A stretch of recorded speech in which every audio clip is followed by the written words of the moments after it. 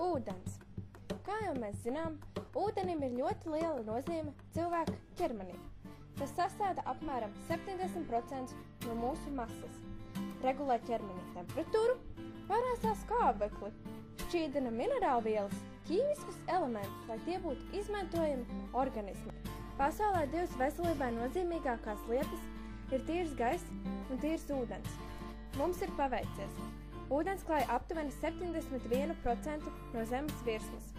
Diemžēl tikai 2% no tā ir saldūdens.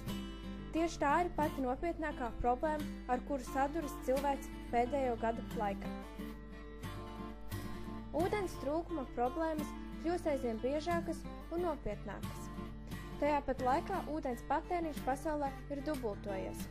Ūdens trūkums rada sausumu. Sausums veicina noteiktu augu kaitēkļu izplatīšanos, izraisot ievērojumu ražas samazināšanos. Sausums un arvien mazāks nokrišņu daudzums palielina mežu ugunsgrēku risku, bet tas vēl nav viss. 2,8 miljārdi cilvēku dzīvo vietās, kuras skar ūdens trūkums. Tas izraisa 8 miljonus nāves gadījumu gadā. Bet viņi visi nemirst no slāpēm. Ūdens trūkums izraisa slimību izplatīšanos. Slāpju dēļ cilvēki ir spiesti dzert nekvalitatīvu ūdeni. Piemēram, 300 miljoni Ķīnas iedzīvotāji lieto piesārņot dzeramo ūdeni ikdienā. Un ko tikmēr darām mēs? Ziemeļa Eiropā vidējais ūdens patēriņš ir 180 līdz 200 litru uz vienu cilvēku dienā. Lielākā daļa no tā tiek izlietota tualetes skalošanai un mazgāšanai. Dažreizās Āfrikas zemēs cilvēki patērē pat mazāk par 10 litriem dienā. 20% ūdens Eiropas Savienībā tiek zaudētā neefektīvas izmantošanas dēļ. 40% Eiropas Savienībā izmantotā ūdens varētu tikt ietaupīta.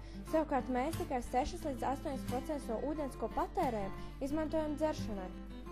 Mums ir nepieciešami 50 000 litri ūdens, lai izgatavotu vienu vieglo automašīnu, lai tās pēc tam piesārņotu mūsu gaisu un planētu. Pie kā tas viss novedīs, ja jau tagad eksperti lēš, ka nākotnē mēs cīnīsimies nevis naftas dēļ, bet gan ūdens. Vai tādā pasaulē mēs vēlamies dzīvot?